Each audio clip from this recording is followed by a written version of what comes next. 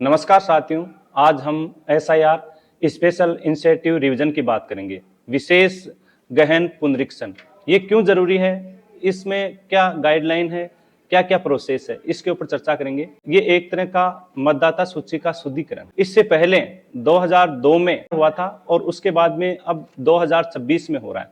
इसको हम शॉर्ट शब्दों में कहें कि जो मतदाता सूची है उसको शुद्ध करना, कि कुछ लोग जैसे डेथ हो गई फिर भी नाम चल रहा है, कुछ शिफ्टिंग हो गए फिर भी नाम चल रहा है, कुछ लोगों का डबल जगह नाम चल रहा है।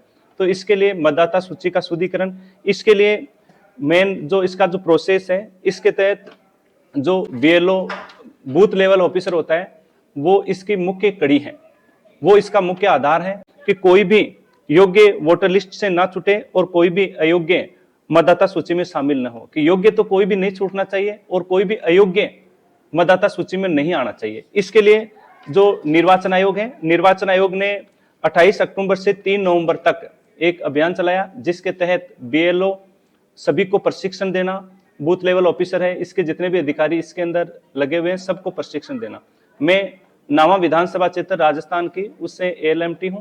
तो इसमें जो एसआईआर है, इस प्रोसेस के तहत 4 नवंबर से 4 दिसंबर तक जो प्रोसेस शुरू की गई, जिसके तहत जो बीएलओ है, बूथ लेवल ऑफिसर है, वो घर घर जाकर एक फॉर्म देगा प्रत्येक मतदाता को, उसके घर जाएगा, वेरीफाई करेगा कि वो वहां पे है या नहीं, उसको फॉर्म देगा और उससे जो फॉर्म वापस कलेक्ट करेगा, जिसमें फॉर्म में मतदाता को क्या करना है, इसमें मतदाता को वो फॉर्म देगा तो मतदाता उसके ऊपर एक अपनी फोटो चिपकानी है, इसके अलावा उसको अपना आधार नंबर देने हैं। इसके लिए मतदाताओं को 2 श्रेणी में शामिल किया गया है। एक वो मतदाता जिनका 2002 में एसआईआर हो चुका है, उसको तो सिर्फ अपनी फोटो देनी है और बीएलओ के द्वारा वेरीफाई किया जाएगा। दूसरा वो मतदाता जो 2002 के बाद में जुड़े हैं, उनके लिए जो प्रोसेस किया गया है कि जैसे कोई भी महिला मतदाता है या पुरुष मतदाता है, उसको अपनी आईडी के साथ, अपने आधार के साथ साथ अपने माता पिता में से किसी भी एक का, जिनका 2002 में मतदाता सूची में नाम था, 2002 की मतदाता सूची का क्रमांक और उसका जो विधानसभा क्षेत्र है उसका क्रमांक, उनका वोटर लिस्ट में कहां पे नाम था, वो सूचना बतानी है।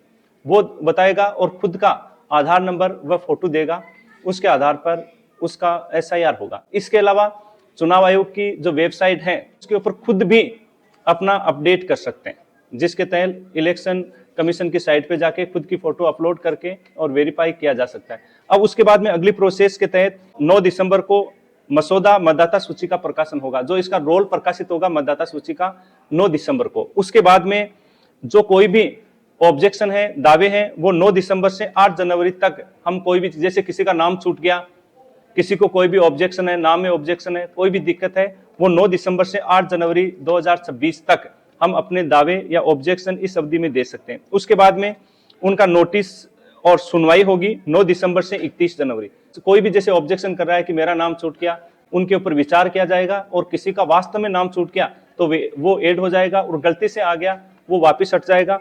अंतिम मतदाता सूची होगी 7 फरवरी 2026 को।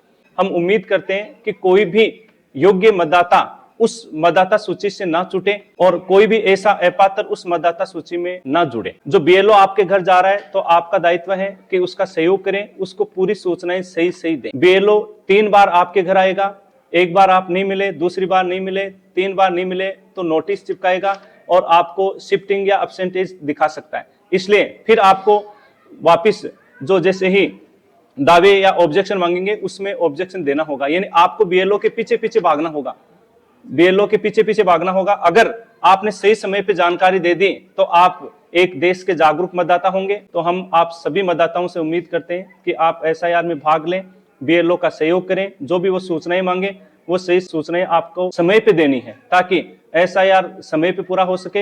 ये एक निर्वाचन आयोग की प्रक्रिया है और इस प्रक्रिया में हर मतदाता का दायित्व है कि उसमें पूरा सहयोग करें। ये आपके लिए जो एक लोकतंत्र के लिए सही कदम होगा, लोकतंत्र इससे मजबूत होगा। जय हिंद।